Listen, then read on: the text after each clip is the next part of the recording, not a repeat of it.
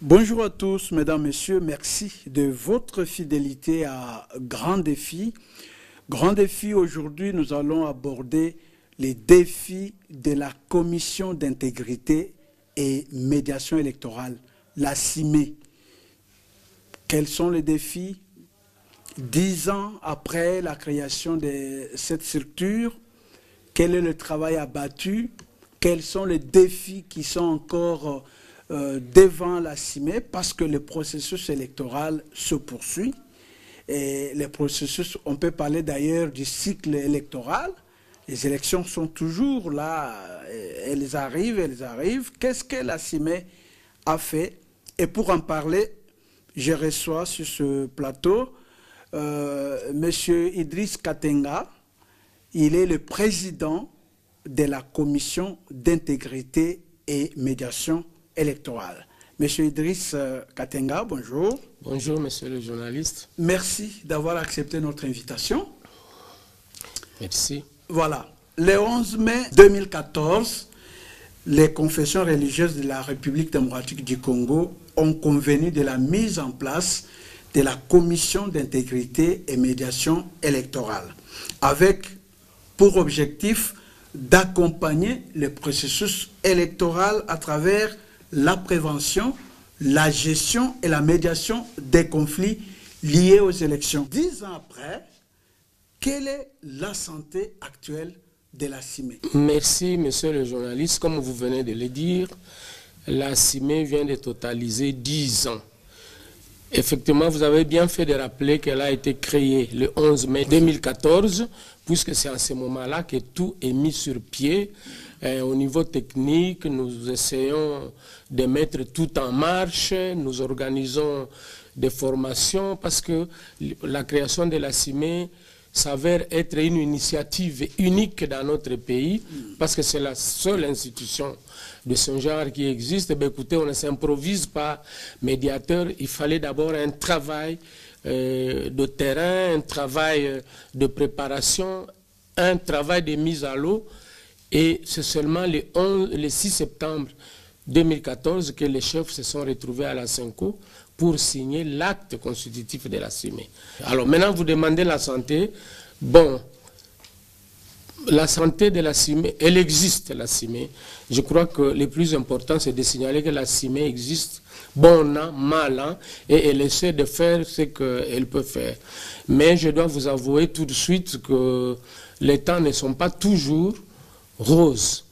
À ses débuts, la CIME, portée par l'ensemble des confessions religieuses, avait montré tout son dynamisme et avait pesé sur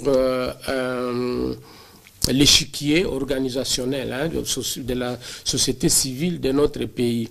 Mais malheureusement, des petites contradictions qui sont nées à son sein, entre les confessions religieuses, n'ont pas manqué d'impacter le travail de la CIME. Je crois que 10 ans après, nous essayons de nous auto-évaluer, de mener une introspection, et pour essayer de corriger ce qui peut l'être, et comme ça repartir sur un nouveau pied. Donc on peut comprendre que la CIME n'est pas malade. La CIME n'est pas du tout malade. Mais vous avez parlé des couacs, certains couacs, ou bien certains malentendus entre les confessions qui organisent la structure. Mais nous sommes une organisation créée par les hommes et gérée par les hommes. Au sein de toute organisation, il ne manque pas de problèmes. Il y a des problèmes liés justement à la marche de l'organisation, il y a des problèmes liés au leadership, il y a toutes sortes de problèmes. Mais je crois qu'à chaque pas, nous essayons d'affiner notre positionnement pour donner le meilleur. Il ne faut pas oublier que la CIME est là pour la médiation. Exactement. La CIME est là pour la paix, n'est-ce pas? Alors, si au sein même de la CIME, il y a des couacs, il y a des tireurs de ficelles, qu'est-ce qui se passe exactement? Vous avez dit qu'au sein de la CIME, il y a eu des couacs, mais il n'y a pas eu de conflits. Et même s'il y avait des conflits, Les conflits pour une organisation, pour un pays, ce n'est pas la fin. C'est comme pour un individu. Tomber, ce n'est pas la fin. Les conflits sont perpétuels, vous voulez dire? Ils ne sont pas perpétuels, mais ils sont inhérents à la nature humaine. Alors, je voulais dire que les conflits, une organisation, c'est comme un humain. Les couacs, des petits problèmes à l'interne, c'est comme un homme qui tombe. Je disais que tomber pour un homme, ce n'est pas en fait, en soi, ce qui est grave. Mais ce qui est grave, c'est de tomber et de ne plus jamais se relever.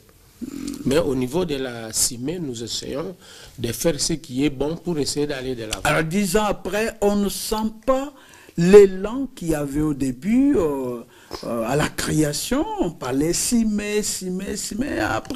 Après un temps, on n'entend plus parler de la CIME. Tout à fait. C'est ce que je vous ai dit. D'abord, les organisations de médiation, une organisation de médiation comme la nôtre, elle évolue dans un contexte particulier. Il y a beaucoup d'éléments qui interviennent. Il y a d'abord les acteurs qui sont là. Quelle est leur ouverture par rapport à la question des règlements pacifiques des conflits? Est-ce que les acteurs sont ouverts à cela? Ça, c'est des 1. Quels sont les problèmes qui se posent? Donc, c'est tout ça qui compte pour que l'on parle d'une organisation de médiation. Je crois que l'environnement, à un certain moment de l'histoire de la CIME, a fait que, justement, la CIME puisse se déployer sur tous les fronts pour faire parler de lui. Et je crois que l'environnement actuel pousse la CIME aussi à sortir de sa somnolence pour essayer de pousser les choses de l'avant. Commission d'intégrité et médiation électorale. Qu'est-ce que ça veut dire? Intégrité en termes d'intégrité souhaitée pour les acteurs ou en termes de globalité, je n'ai pas bien le sens de ces mots ou bien ces concepts intégrité. C'est quoi exactement? Est-ce que vous pouvez donner le sens? Parce que les gens doivent comprendre c'est quoi la CIME. Et c'est très important que les gens comprennent ce que c'est la CIME. Alors, nous sommes une commission d'intégrité et de médiation électorale. Comme vous l'avez rappelé à un moment donné ici, la CIME travaille pour prévenir les conflits. Au départ, c'était les conflits électoraux, mais maintenant, on s'est rendu compte que... Il faut élargir. Non seulement il faut élargir, mais dans le contexte de notre pays, presque tous les pays et tous les conflits ont un lien avec les élections. Soit ce sont des conflits nés dans d'autres circonstances, mais qui trouvent une amplification particulière en période électorale. Soit ce sont des conflits qui sont nés à partir des questions électorales, mais qui s'étendent à d'autres domaines. Alors c'est pour cela que nous travaillons pour la prévention. Or, le mécanisme par excellence de prévenir les conflits liés aux élections, c'est de promouvoir l'intégrité des élections. Et quand nous parlons des intégrités des élections, nous voyons deux choses. D'abord, l'intégrité des acteurs, des parties prenantes aux élections. Et les parties prenantes aux élections sont nombreuses. Même si dans les contextes de notre pays, on regarde uniquement à la direction de la CENI. Non, on regarde uniquement à la CENI. Non, pour promouvoir l'intégrité électorale, la CENI doit jouer correctement son rôle. Les partis politiques, comme vous avez dit, doivent jouer correctement leur rôle. Le gouvernement doit jouer le sien. La société civile doit jouer aussi son rôle. Donc chaque partie prenante a des responsabilités. Et s'il y a une partie prenante qui ne respecte pas ses responsabilités, tout est biaisé. Et ça, c'est très, très important. Alors, l'intégrité, dans ce cas, c'est quoi? L'intégrité, c'est de prendre les choses telles qu'elles sont. Et je vais donner un exemple. Il est né à un moment donné, chez nous, les vocables de la vérité des urnes. Ça signifie quoi, la vérité des urnes? Les gens ont été aux élections. Les résultats qui sortent des urnes, ça doit être celui-là qui doit être proclamé. Il ne faut pas qu'il y ait des tripatouillages, il ne faut pas qu'il y ait de falsifications. Oui, de marchandage autour de ces résultats.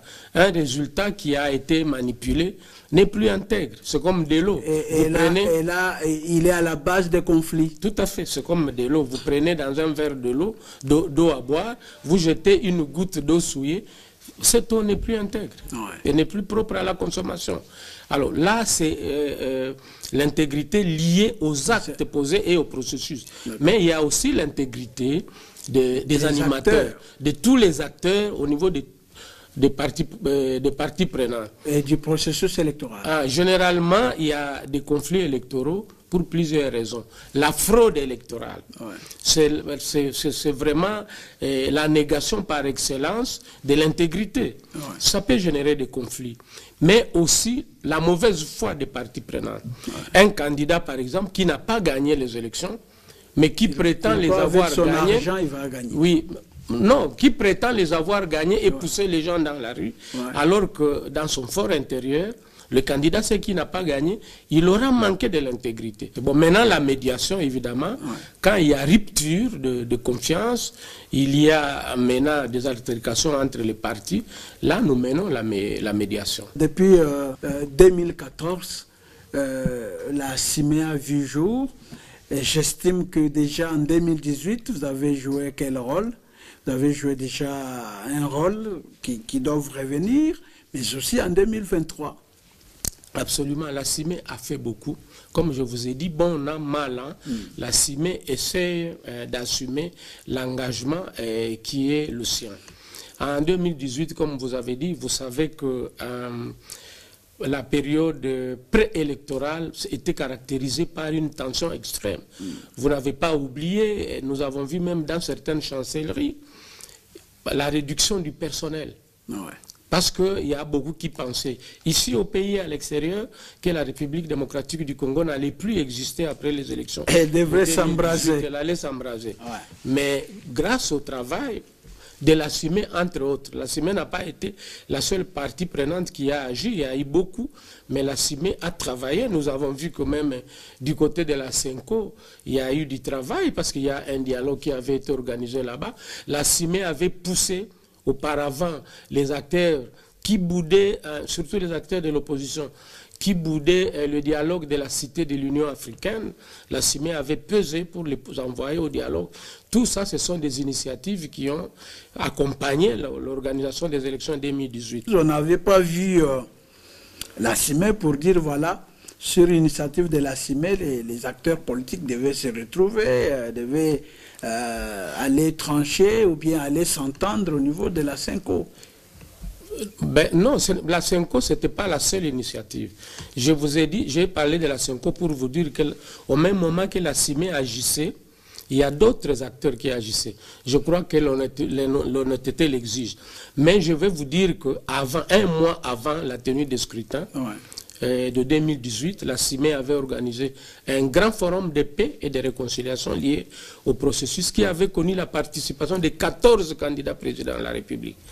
Et cela avait préparé déjà l'acceptation des résultats et avait minimisé, avait aménusé d'une certaine manière les conflits qui devaient découler. Et le tout s'est bien passé. Et justement, parce que comme vous avez comme rôle la prévention, la gestion et la médiation, qu'est-ce que la CIME fait concrètement? Très bien. D'abord, en ce qui concerne la prévention, je viens de vous donner un exemple ici. Avant d'aller au scrutin, la CENI réunit les parties prenantes. La CENI était présente, les partis politiques étaient présents et même les candidats étaient présents. Je vous ai parlé des 14 pour leur dire, écoutez, une compétition électorale, c'est une compétition comme d'autres. Bien sûr qu'il y aura un gagnant et il y aura des perdants. Mais le pays ne s'arrête pas là. Ceux qui ne gagnent pas en 2018 vont gagner plus tard. Et que donc, on prépare les esprits à accepter ce qui va arriver. Ça, c'est une forme de prévention. Et pour ces cas-là, cela a marché. Mais à proprement parler, la CIME ne fait pas la gestion. Parce que la gestion des conflits n'arrange pas, ne règle pas nécessairement les conflits. Là, il faut avoir un pouvoir coercitif. Par exemple, dans le cadre d'un conflit armé, il y a tierce force qui vient, qui impose la paix. Là, on impose la paix et les parties restent chacune dans son camp. Bon, ça, c'est... Il y a la paix, mais ça, nous considérons que c'est une paix négative. Là, nous sommes dans la gestion. Mais nous, par contre, nous allons nous cherchons la transformation des conflits. Amener les parties qui étaient dressées les unes contre les autres à un moment, de cheminer ensemble et de s'attaquer non pas entre elles, mais de s'attaquer aux problèmes pour trouver une issue gagnant-gagnant et une issue qui satisfasse tout le monde. Donc, du côté gestion, vous ne gérez pas vraiment les conflits? Non, non, on ne gère pas. Conflits électoraux. Les conflits électoraux. Justement, c'est ce que nous avons dit. Nous essayons de les transformer, pousser les acteurs, amener les parties prenantes ou les acteurs au conflit vers un compromis. Évidemment, par la médiation. Ça, c'est le rôle que nous jouons. Alors, si nous prenons l'exemple des élections 2023, il y a eu beaucoup de conflits, de contentieux. Je ne sais pas, lorsque les compétiteurs ou les candidats vont saisir la justice, entre-temps, il y en a qui préfèrent faire la violence dans la cité, dans les villages. Où est-ce que vous intervenez pour calmer les jeux, pour appeler les uns et les autres à la paix, pour prévenir les pires qui pourraient venir? Très bien. D'abord, je vais vous faire remarquer que toute contestation n'est pas un conflit. Nous, nous agissons en cas de conflit, mais la contestation en soi n'est pas un conflit. Surtout une contestation par la voie de la justice. Ouais. Et d'ailleurs, la CIME a trois leviers d'action dans ces méthodes. Ouais. Nous faisons la médiation, pour essayer de rapprocher les parties prenantes. Mais s'il y a une partie au conflit qui est irréductible, qui garde coûte que coûte sa position, nous conseillons d'aller vers la justice. Parce que ça, c'est un moyen légal pour maintenir la paix dans une société. Ouais. Ce que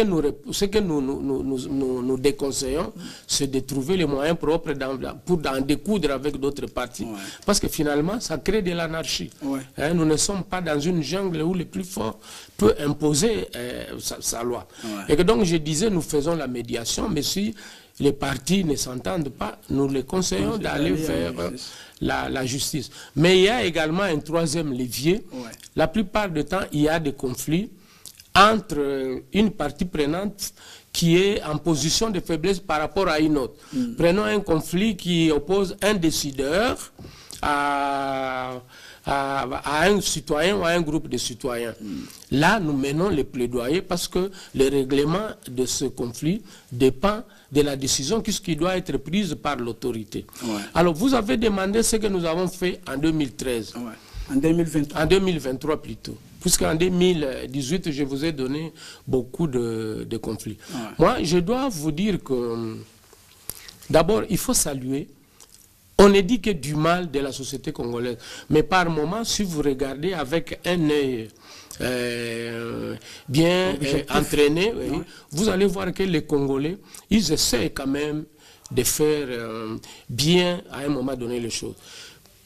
Je commence par la CENI, l'institution qui organise les élections. La CENI nous a facilité la tâche. Au moment où on s'organisait les élections chez nous, il y a des pays en Afrique où il y avait des problèmes énormes. Certains candidats étaient en prison, d'autres étaient déclarés inéligibles. Mais chez nous, la CENI nous a facilité la tâche. Pas seulement la CENI et même la justice, la Cour constitutionnelle. Parce qu'en ce qui concerne les candidats présidents de la République, tous les candidats ont été acceptés.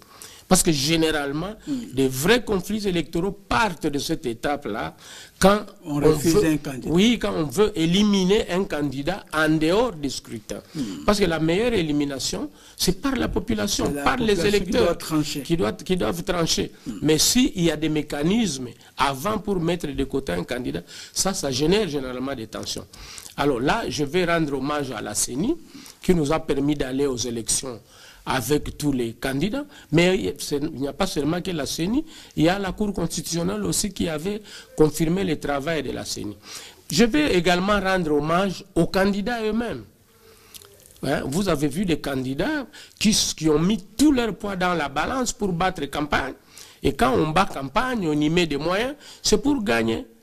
Et souvent, les violences post-électorales découlent, comme je l'ai dit à un moment donné, de la mauvaise foi, des mauvais perdants. Permettez-moi de répéter. Hein? La plupart des temps, les conflits électoraux, surtout sanglants, sont l'effet des mauvais perdants. Mais pour le contexte des élections en 2023, là, vraiment, je peux rendre... Les candidats se sont bien comportés. Les candidats se sont bien comportés. Ils n'ont pas applaudi, mais au moins, personne n'a fait recours à des voix qui sont inappropriées. Et ça dénote... qu'on le dit, qu'on le veuille ou non, d'une certaine maturation de notre classe politique. D'accord. Alors, la CIME a connu déjà des présidents venus des différentes confessions religieuses. Aujourd'hui, c'est Idriss Katenga qui y a succédé à Imam Moussa Rachid.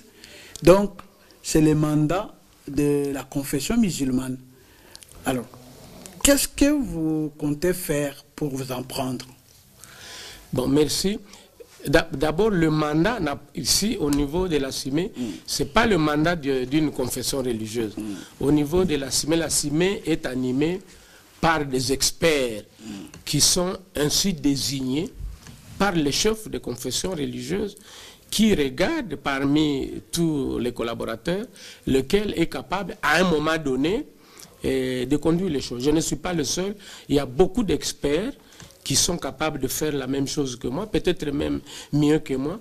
Mais pour cette fois-ci, les chefs de confession religieuse ont estimé que je pouvais présider à la destinée de la CIME.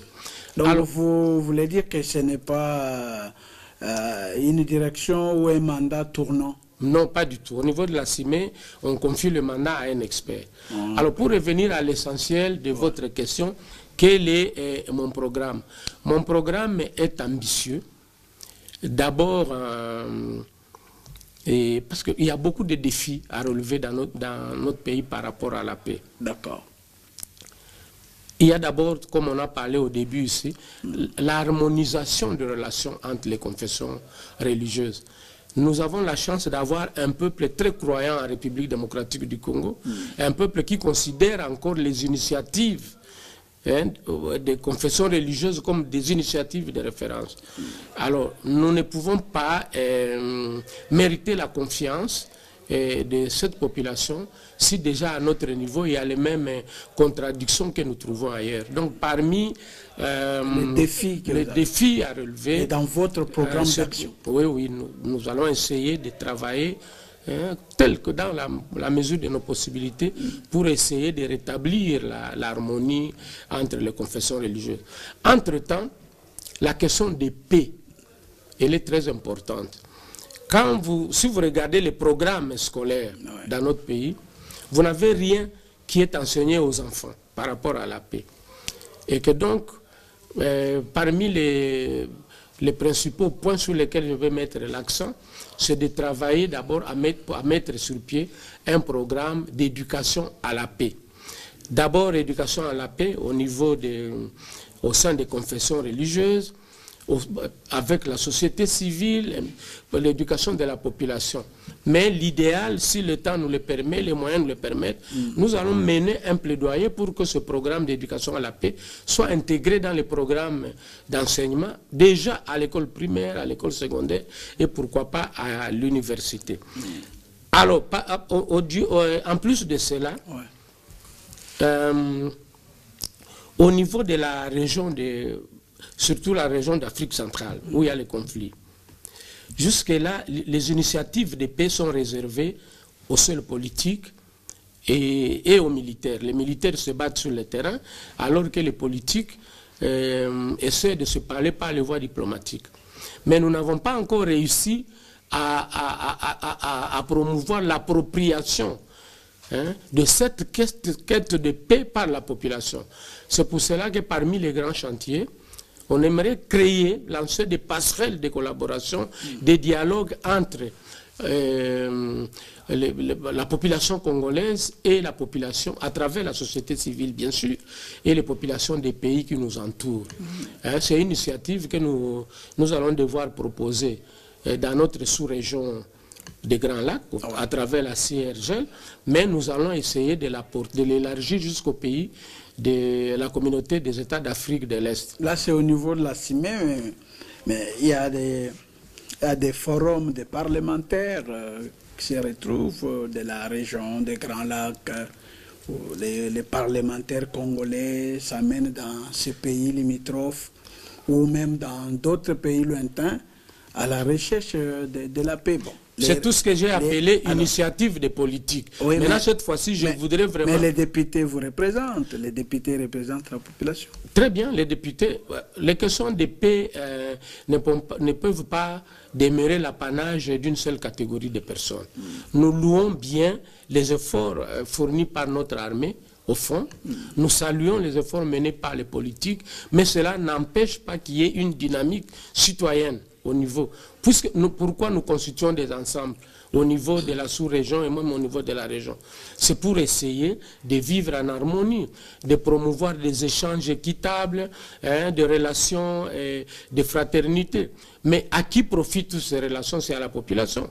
Alors pourquoi voulez-vous que la population soit en marge de cette recherche de la paix? Donc vous voulez dire que, par exemple, si je vous entends bien, la population, donc la société civile, par exemple la RDC, qui rencontre la société civile de la République centrafricaine.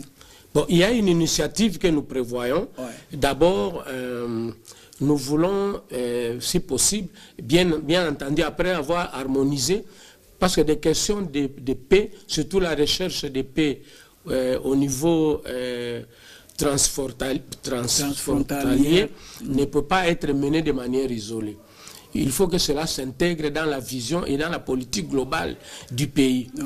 Donc après, ça ce sont des propositions que nous allons formuler d'abord à ceux qui ont la responsabilité au niveau de notre pays, de manière à ce que nous ayons une vision harmonisée. Ensemble, et à ce moment-là, nous allons pouvoir mener au niveau de la société civile, la CIME avec la société civile congolaise. Nous allons essayer de mener des consultations dans les autres pays, comme j'ai dit, les pays de la CIRG, les pays de l'EAC, hein, alors pourquoi pas? Et peut-être après les consultations, pour essayer de mettre ensemble tout ce que nous aurons récolté, on va décider d'organiser un forum régional sur la paix et la réconciliation. Donc on peut comprendre que, outre la mission de prévenir, de gérer, de faire la médiation sur les conflits électoraux, la CIME, avec vous, va s'employer à la recherche de la paix. Ben oui, parce que la paix impacte tout. Vous savez qu'au moment où nous parlons, il y a eu les élections en 2023, mais il y a des contrées en République démocratique du Congo qui n'ont pas connu les élections. Ici, tout près, à Massimanimba, il n'y a pas eu d'élection. Quelque part, à l'Équateur, il n'y a pas eu d'élection. Mais là où la guerre a vraiment impacté les processus électoraux, c'est à l'Est, où nous avons des territoires entiers, d'ailleurs les territoires parmi les plus peuplés du pays, où les élections n'ont pas eu lieu du fait de la guerre. Voilà pourquoi je vous ai dit que, normalement, presque tous les conflits ont un lien avec les élections. Parce que soit un conflit a d'autres motivations et il est dans un autre domaine, mais il impacte l'organisation des élections, mais il s'étend à d'autres domaines. Hein? Et c'est pour cela que dans le cadre de la prévention, nous sommes tenus d'essayer d'apporter notre contribution dans la solution à tous ces conflits. On peut comprendre que ce sont des innovations que vous allez apporter dans le cadre du processus électoral. Absolument. L'éducation à la paix, c'est une innovation. Je vous ai dit qu'il n'y a aucune initiative qui promet l'éducation à la paix. Même à l'école, nos enfants n'apprennent pas. Il y a, je vais vous faire rire, il y a un enfant dans un coin de la République où les communautés vivent comme chiens et chats. À l'église, on pose la question à un enfant. Quel est ton ennemi? Et c'est le prêtre qui pose la question. Quel est ton ennemi? Le prêtre voulait sans doute que les tout petits enfants lui disent que mon ennemi c'est le diable. Parce qu'effectivement, à l'église, on enseigne que l'ennemi de l'homme c'est le diable. Et voilà les prêtres, après avoir enseigné la religion, il demande à l'enfant quel est ton ennemi. Alors, au lieu de parler du diable, l'enfant dit, il cite le peuple qui est opposé à l'ethnie qui est opposée à la sienne. Vous voyez? Et ça, c'est très grave. Un enfant qui grandit avec des idées comme ça, que dans la communauté, ceux qui vivent à côté de lui, c'est eux les ennemis, on ne peut pas faire la paix. Devenir adulte, on ne peut pas faire la paix. D'où il est très important de mettre, d'initier nos enfants à la paix dès le bas âge. D'accord. Alors, qu'est fait concrètement la CIME avant, pendant et après les élections? La CIME est toujours dans sa mission de prévenir et de transformer les conflits et de mener la médiation avant. Généralement, quand un processus électoral est passé, évidemment, il y a la gestion du contentieux électoral. Dieu merci, comme je vous ai dit, pour l'instant, les acteurs politiques congolais se dirigent vers les cours des tribunaux qui règlent le conflit. Mais il y a une étape très importante. C'est la réforme, maintenant, les réformes électorales. Et déjà, à ce niveau-là, la CIME mène un travail. La CIME réfléchit avec les autres parties prenantes pour voir quels sont les correctifs qu'il faut introduire dans notre système électoral. Mais déjà à ce niveau-là, on peut assister au conflit. Et la CIME mène déjà la médiation à ce niveau-là, parce qu'une loi ne peut pas reprendre le point de vue de chacun. La loi établit des règles, impersonnelles, établit des règles générales à suivre. Déjà à ce niveau-là, donc la CIME pèse par le plaidoyer, elle participe avec des propositions pour la réforme électorale, mais en même temps, s'il y a des conflits, la CIME intervient pour rapprocher les parties prenantes. Maintenant, pendant les élections, je vous ai dit à l'approche des élections, la CIME prépare les esprits à accepter, à savoir qu'une élection, ce n'est pas la fin du monde. Ailleurs d'ailleurs, les élections sont considérées comme le jour des élections, c'est un jour de fête. Mais chez nous, c'est un jour de tension où même les parents gardent les enfants à la maison.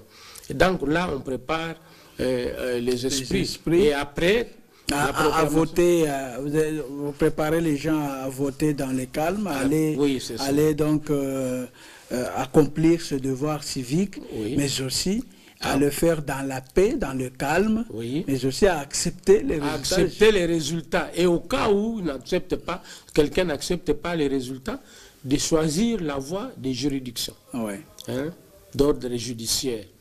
Voilà comment... Et après les élections? Après les élections, c'est cela. Après les élections, je vous ai dit, il se passe beaucoup de choses. Il y a les évaluations, la CIME participe aux évaluations.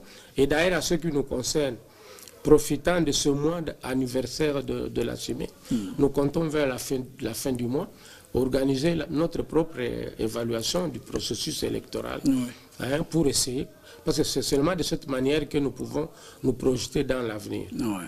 Alors, maintenant que la Commission électorale nationale indépendante ne veut pas organiser les élections locales, municipales, urbaines, qui restent donc pour compléter le cycle électoral, que fait la CIME exactement? Je crois qu'il y a un malentendu. La Commission électorale nationale indépendante ne refuse pas d'organiser les élections. Je crois que nous devons porter à l'honneur du leadership actuel de la CENI d'avoir organisé pour la première fois les élections locales dans certaines zones, dans certaines circonscriptions. Mais cela les chefs-lieux. Oui, cela était lié aux ressources disponibles en ce moment-là. Et je crois que pour l'instant, la CIME est en train de mener les plaidoyers pour parachever ce qui a été commencé et l'étendre sur l'ensemble du territoire national. Non seulement terminer ces directions directes, mais organiser aussi les élections indirectes. Je vais vous dire qu'aussitôt désigné à la tête de la CIME, j'ai reçu une délégation des présidents des conseils des communes de la ville de Kinshasa qui sont venus exprimer leurs problèmes et demander à la CIME d'essayer de peser de tout son poids pour régler un certain nombre de choses. La première chose, c'est l'organisation des élections indirectes pour la désignation des bourgmestres. Parce qu'à ce niveau, il semble que les bourgmestres nommés n'acceptent pas de collaborer avec les conseils. Les conseillers municipaux. Ce qui n'est pas normal, hein, ce qui n'est pas un bon comportement. Évidemment, nous avons encore du mal à accepter les mécanismes de contrôle et de transparence dans notre pays. Ça, c'est quelque chose que nous allons essayer de voir avec les autorités qui ont la compétence à ce niveau, en commençant par les gouverneurs de la province, de la ville-province de Kinshasa, les ministres de l'Intérieur, mais même Madame la Première ministre, parce que la CENI a besoin de moyens pour parachever ce processus. Mais pour harmoniser les relations entre les bourgmestres en place et les conseils des communes, là nous allons mener les plaidoyers auprès de son Excellence, Monsieur le Gouverneur, pour que...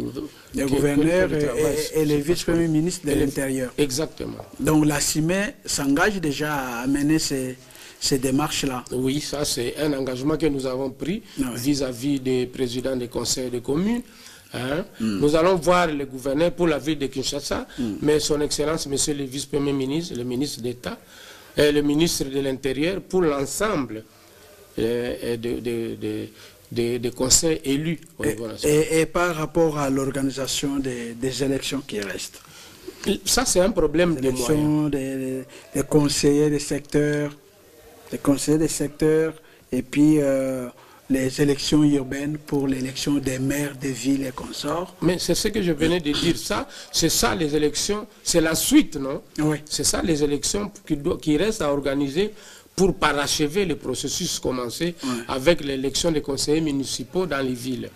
Mais ça, c'est un problème de ressources. La CENI est disposée à organiser les élections parce que nous avons vu. Donc, on peut comprendre que vous avez déjà eu des entretiens avec le président de la CENI qui vous a parlé des ressources. Exactement. Dès que nous sommes saisis par une partie prenante, quand il y a un conflit, tout ce que nous faisons, c'est d'organiser un plaidoyer auprès de l'autorité qui est concernée. Mais en ce qui concerne la CENI, elle nous a même sorti un communiqué qu'elle avait publié pour dire, voilà, elle est prête à organiser des élections, mais elle est bloquée par des problèmes de moyens. Et que dès qu'elle aura des moyens, elle va parachever ce qu'elle a commencé. D'accord. Alors, prenons par exemple les récentes élections des 2000, donc les élections présidentielles, législatives, nationales et provinciales, les sénatoriales, les élections des gouverneurs.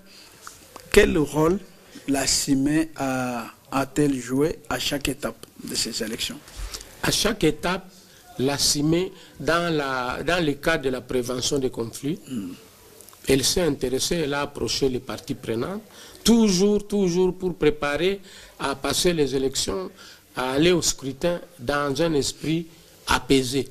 Parce que les élections ne peuvent pas être apaisées si on y va avec un esprit agité.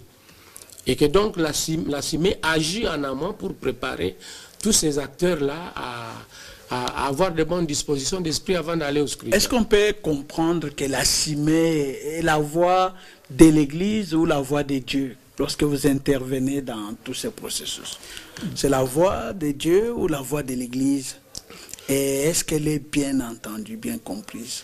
Bon, ça c'est vous qui allez évaluer, mais nous nous efforçons d'agir de notre mieux, mais quant à évaluer si nous sommes entendus ou non, ça vous pouvez participer à l'évaluation.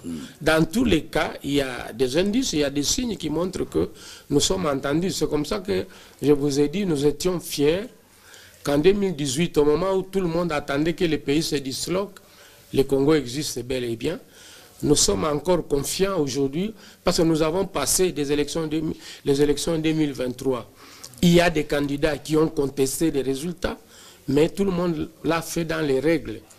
Il y a des candidats qui ont accepté d'aller dans les cours et tribunaux. Il y en a d'autres qui ont renoncé à activer ces leviers, ce qui n'est pas mal, on ne peut pas les leur reprocher, mais au moins, le pays n'a pas connu un embrasement pour cette cause. Donc, à chaque étape, la CIME a joué son rôle.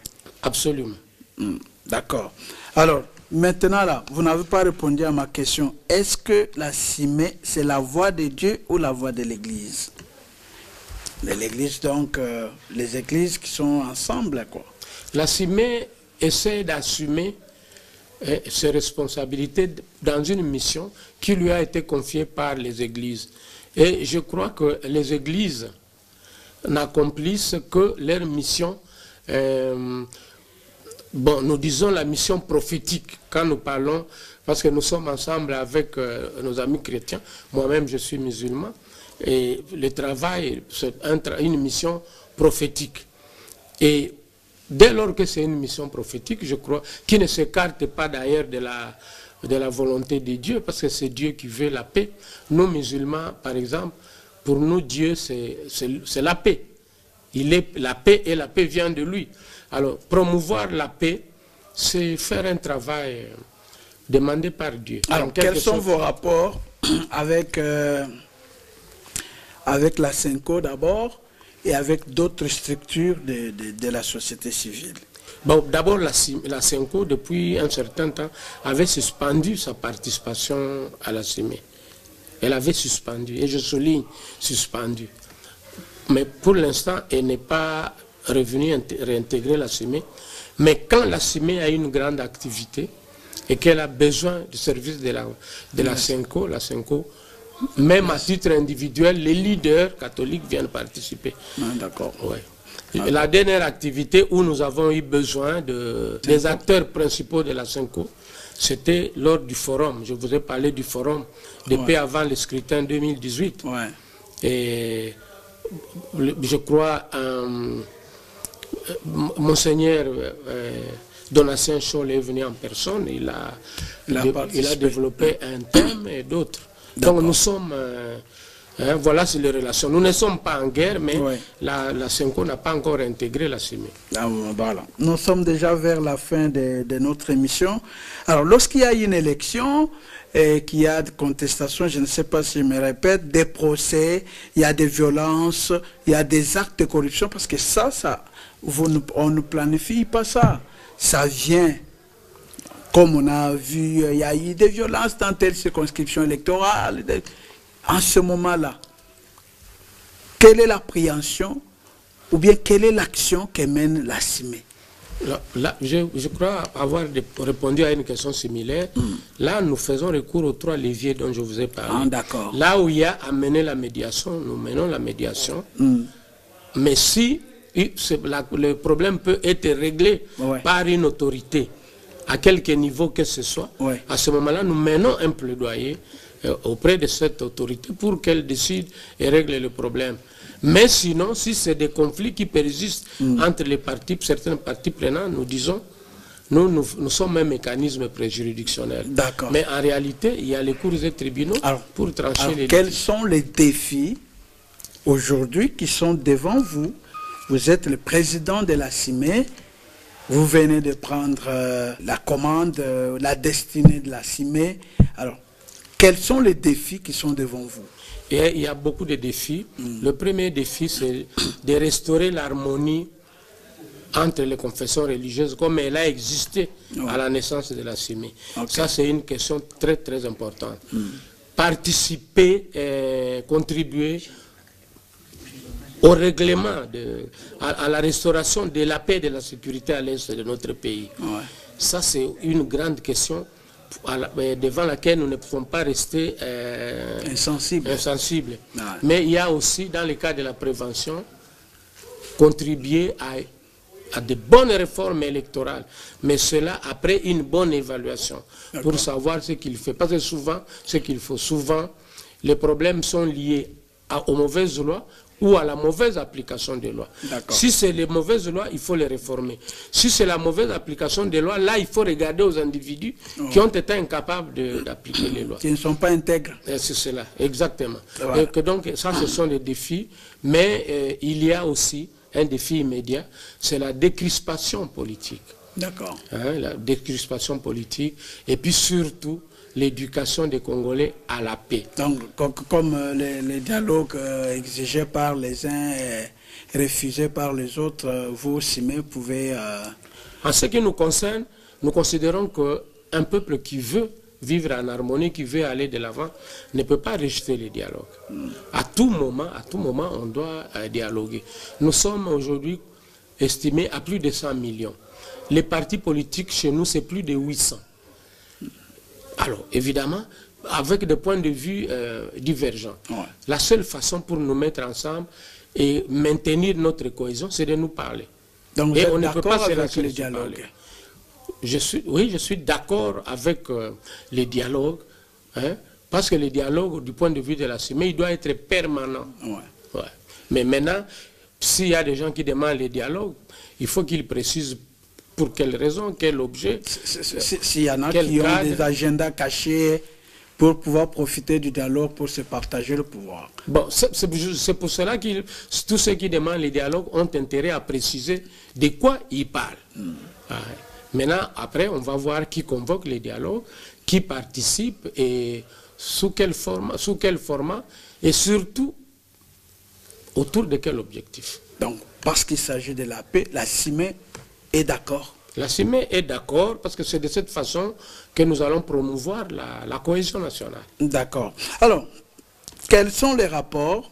Quels sont vos rapports avec les différentes institutions de la République, notamment les présidents de la République, les parlements, les cours et tribunaux, les institutions d'appui à la démocratie, les partis politiques, la société civile? Des relations parfaites. C'est-à-dire? Nous interagissons correctement. Quand nous avons besoin du président de la République, la porte est ouverte. Et quand nous passons un message, il est suivi. C'est la même chose pour le gouvernement. Je vous ai dit que nous sommes en train de préparer un plaidoyer auprès de son Excellence, Monsieur le Vice-Premier ministre, ministre de l'Intérieur. S'il n'y avait pas de rapport de collaboration, on n'allait pas... Il y a aussi un plaidoyer que nous avons amené devant son Excellence, Monsieur le ministre d'État à la Justice. Après, juste après ma désignation, le président de l'Assemblée nationale m'a fait l'honneur de me recevoir chez lui. Là, je vous dis, et la société civile, c'est au quotidien que nous interagissons avec la société civile, qui est d'ailleurs notre force. Parce que la CIME ne peut pas tout faire seule. Pour peser véritablement de tout son poids, elle a besoin de l'appui de la société civile. Les institutions d'appui à la démocratie, c'est la même chose qu'il s'agisse de la Commission nationale des droits de l'homme, de votre organe de régulation pour les médias. Le CESAC. Toutes les institutions, nous sommes ensemble. Donc, la CENI... la CIME collabore très bien. Très bien avec toutes ces institutions. D'accord. Que faire aujourd'hui, parce que nous voulons terminer déjà notre émission, que faire aujourd'hui pour permettre à la CIME de s'affirmer parmi les autres structures? Là, je vais être franc avec vous. On ne gagne pas la confiance comme un cadeau. La confiance d'une institution comme la CIME se mérite. Tout dépendra donc du travail que nous allons faire. Et c'est pour cela que je vous ai promis que nous allons repartir sur un nouveau pied. Oui. La confiance se mérite si la CIME elle-même, qui prêche l'intégrité, se comporte avec intégrité. Oui. Si la CIME affirme son indépendance et sa neutralité, en gardant la même distance entre toutes les parties prenantes, en ce moment-là, il va de soi que la confiance sera installée. D'accord. Alors, quelles sont les méthodes que vous utilisez pour mener vos actions? Entre-temps aussi, est-ce qu'il y a des moyens conséquents qui pourront vous permettre de bien mener vos actions? Les moyens, c'est le grand défi. Puisque le pays lui-même n'a pas suffisamment de moyens pour mener ces programmes, la CIME ne peut pas déroger. Mais nous nous battons, tant bien que mal.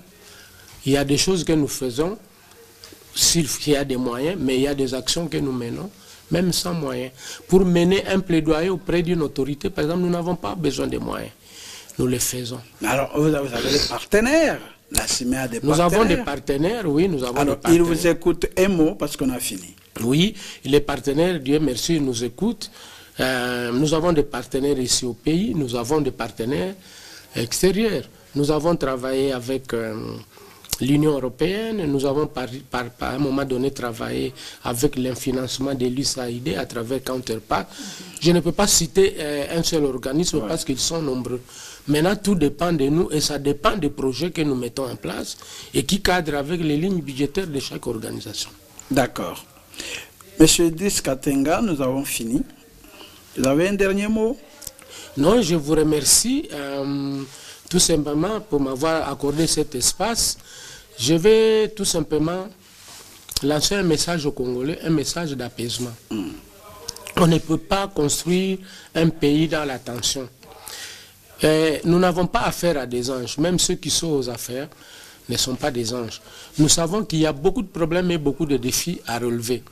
Autant parler à ceux qui ont amené notre destinée plutôt que de débattre inutilement.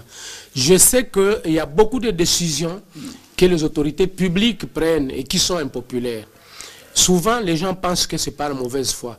Mais moi, je suis convaincu que la plupart de ces mauvaises décisions sont prises tout simplement parce qu'au moment où elles sont prises, l'autorité n'a pas toute l'information requise. C'est pour cela que nous devons nous mobiliser. Chaque fois qu'il y a un point de vue alternatif, approcher calmement les autorités qui, elles aussi, doivent nous ouvrir leurs portes parce que c'est comme ça que le pays avance. D'accord. Monsieur Idriss Katenga, merci. Merci, c'est moi qui vous remercie. Voilà, mesdames, messieurs, qui met terme à cette émission. Grand défi. Merci de l'avoir suivi. Merci à toute l'équipe technique. Merci à vous qui nous avez suivis. La suite au prochain numéro. Au revoir.